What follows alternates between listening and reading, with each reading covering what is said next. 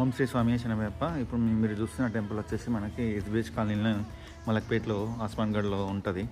చాలా famous temple ఇది, అతి పురాతనమైన టెంపుల్ ఇది కూడా.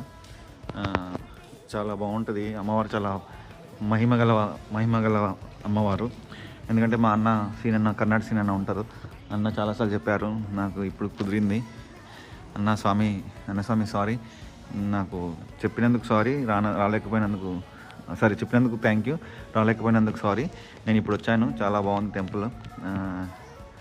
చూడొచ్చు మీరు. శ్రీ కాశీ విశ్వేశ్వర సహిత శ్రీ వైష్ణవి భువనేశ్వర దేవి ఆలయం ఇది.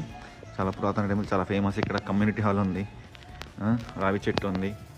తర్వాత చూడండి ఎంత విశాలంగా ఉంది పార్క్ ఏరియా, ఎంత బాగుంది. రావి చెట్టు చూడండి, ఎన్నో సంవత్సరాల నుంచి ఉన్న రావి చెట్టు.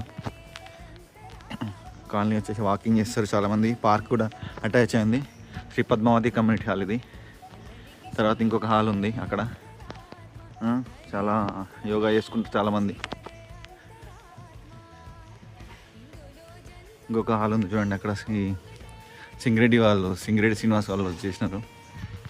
ఆయన డొనేట్ చేసినట్టున్నారు బిల్డింగ్ కన్స్ట్రక్షన్కి. చాలా బాగుంటుంది ఇది కూడా ఏరియా. శిల్ప స్మారకం ఉంది, వివేకానంద స్వామిది. Yoga hall, meeting hall, conference halls, చాలా ఫెసిలిటీస్ ఉన్నాయి. ఎవరైనా వాడుకోవచ్చు, రెంట్ తీసుకోవచ్చు. ఏదైనా వివేకానంద రాక్ మెమోరియల్, వివేకానంద కేంద్రం ఉంది, బుక్స్ ఉన్నాయి, అసెంబ్లీ హాల్ ఉంటుంది, చదువుకోవచ్చు. గేట్ ఇరువైపులా గేట్ ఉంది, చాలా పెద్ద ఉంటుంది. ఇది ఒక మ్యారేజ్ హాల్. చాలా బాగుంటుంది టెంపుల్. ఎవరైనా వీలైతే కుదురుతారండి.